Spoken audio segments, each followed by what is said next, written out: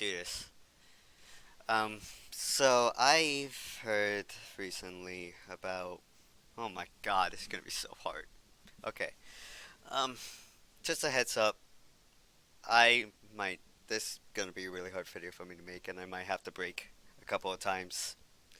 Um, so I heard that Attica, a YouTuber, kind of committed suicide today, or the news have been reported today, and it kind of struck me hard. That I was also kind of depressed and suicidal like a year ago, and it kind of like I now realizing what I could have done to other people, and yeah, so I'm just gonna like kind of tell you my history of depression and how you can help other people with depression or suicidal, or even help yourself if you have it. Okay, so the starting of my depression, I think, started when we moved out of my area that we used to live in, and we moved of uh out. Well, not out of the state, but just like we were at the top of the state, but now we're at the bottom of the state, basically. And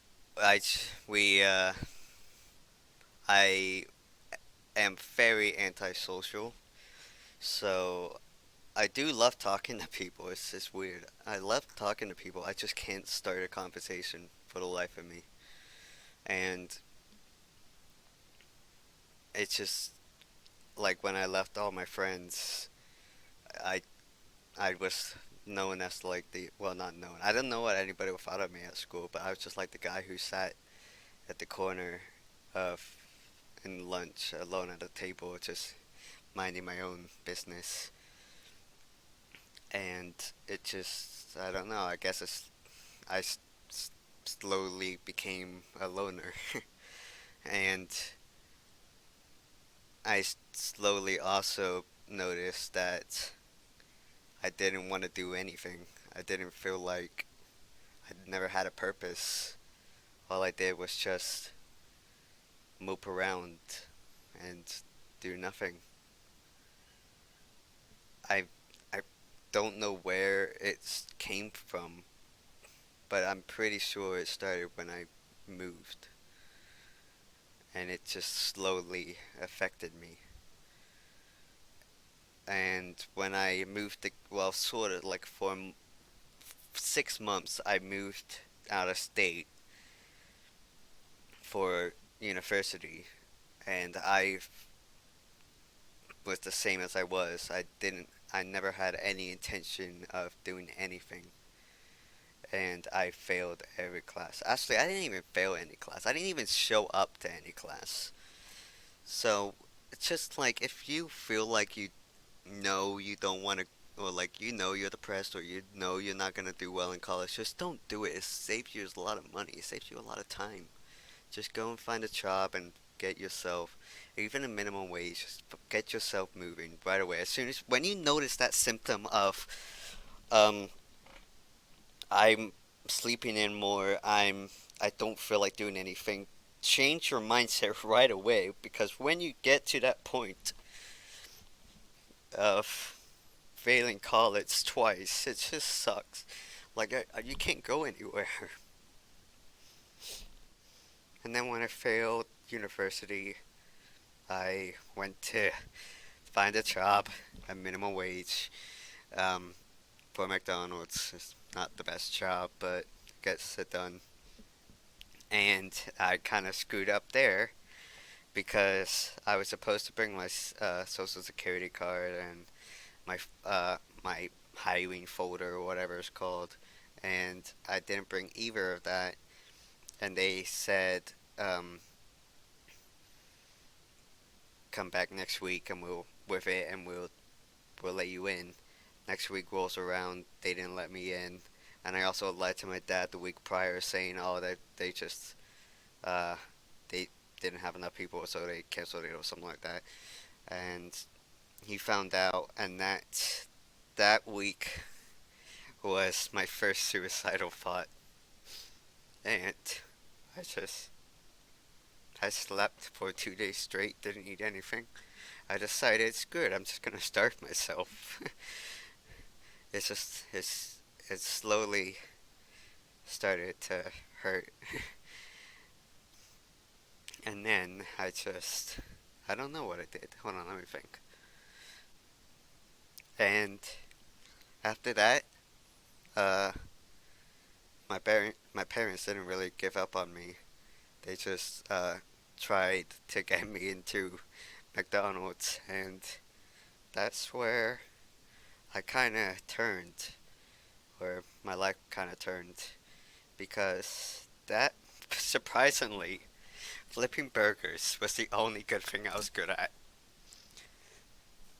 and everybody loved me for it by other people besides my parents. So after a while, I felt fine until uh, hormones started to kick in because depression decided I was transgendered, and then that became a mess. And but that's there were a couple of regrets and a couple of not regrets that I'll get into later. Um, but let's just say transgendered was not a regret, even though I'm not transgendered now. Anyway, um, so that made me go into a spiral of not being able to control my emotions, not being able to. I went into sleeping mode again and didn't do anything. So I kind of. Oh, I also got really mad at a lot of stuff. So, uh, uh, so I went to this little therapy group thing, and I was more, I didn't talk much there either. I just like kind of listened, and once in a while when they called on me, I kind of spoke. Um, and on my last week of therapy group, I I had the thought of okay, I had the thought of what's the point of dying, or like why should I stay alive when I could die and I won't have to worry about spending money. I won't have to worry about doing my taxes. I don't have to worry about other people's emotions because they're not there anymore. I don't have to worry about a single thing. In fact, maybe if I just die, I can pick a new life and just restart my life again. And then with that thought of 2 weeks, it it put me back into the mental hospital for the third time. I skipped the first two times, but well, like in the story, and then the third time was the one that actually affected me and changed me to what I am kind of now. So I what happened was I was on my bed. I already sent a suicide note to all my friends, and I didn't say a word to my parents for like 3 days or something. And then my mom came in and said, do you need to go to the hospital? And I kind of said, it's up to you. And she's like, I know what you're feeling, or I don't know what you're feeling. You need to decide for yourself. And then I said yes. And if I didn't say yes, I probably wouldn't be here. So yeah, um, that hospital visit uh, changed my dosage medication to where I can, where I'm way more active. But I'm a lot of shake. I'm kind of shaky and a bit stuttery, but like I can move around and laugh, and whenever I make a mistake, I don't go, "Oh, you stupid idiot! Why are you so pathetic? You're such a loser." Instead, my mind goes, "That's funny." I probably won't do that again now. And I just laugh at my mistakes now. So that's good. That's what we should do when we make a mistake. Even if it's like someone else making a mistake, you should laugh and just like say, "Hey, at least you know you not to make that." But a lot of people just seem to yell at you for making a simple mistake, and I think that's what also causes depressions and suicide. It's just the expectations of people get too high, and the way I conquered, or quote unquote conquered, depression is just look into the future and not the past. If you look into the future and say, "Hey, I want to see this. I want to do this." Like me, I wanted to make a video game. It's kind of in the progress right now, but I probably won't talk about it. I wanted to make a video game. I want to write stories. I want to create stories of my characters. And sorry for that. I kind of that's what I love to do. I just love to make stories and characters. So I that's what I did, and I kind of got my mind off at depression for a while until this incident occurred. So I just yeah, I just kind of wanna yeah. So if you're helping someone or it yourself, just look. Don't look in the past. Don't look at your mistakes. Instead, if you see flaws in yourself, just build on that. Make yourself a better person instead of, you know, kind of killing yourself. Uh, because we d- death is uncertain. You don't know what death is like. No one has. Well, okay. No one has died completely, or like died, revived, and then died again, or whatever.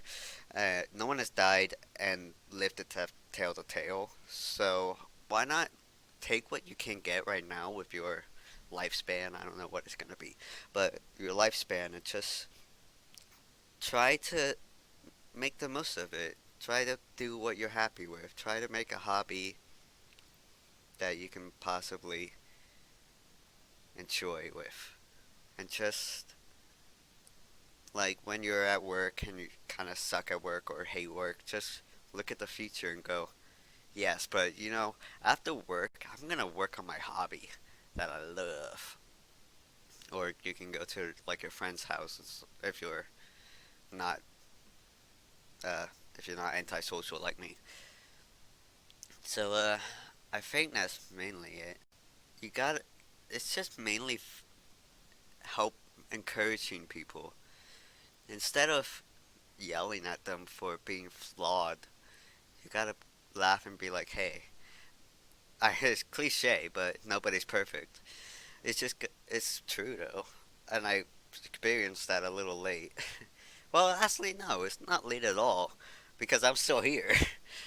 I'm still laughing. I'm having fun. Yeah, I'm doing what I can to live, even though I'm not in like my own place. But I'm here, and I think that's what counts. So yeah, just look at the future. Just smile and make. Don't yeah. Looking at the past, even if you. Okay, last thing, and then I'll leave you alone. Um, you don't know if you're gonna be successful or not. Is what I'm trying to say. Okay, so you don't know if you're gonna be successful or not, but you can certainly try. So first things first. If you're like severely depressed like I am, start slow. Start by waking up a little early, like at 9 o'clock for me. Wake up at 9 every day. Boom, done. That's the first step. Just even if it takes a long time, just wake up at like a certain amount of time every night or every day and go to sleep at the same time every night. Then, boom, brush your teeth. Boom, take a shower or something. Boom, done. Okay, that's it. You you're done for the week. That's all you have to work on. And then boom, next you can work on your hobby or whatever you want to do, whatever your favorite pastime is. And then just work on a job. And then slowly just make that mountain. Just make the mountain and climb it. And that's it, I guess. I'm not sure if any of this made sense, and I might have to cut it a bit because of random stuff. The ending definitely didn't make any sense. Just just don't give up, okay? And have a good have a good have a good rest of your life because there's only one of it. So just just be grateful that you're actually here. And yeah, thank you for listening.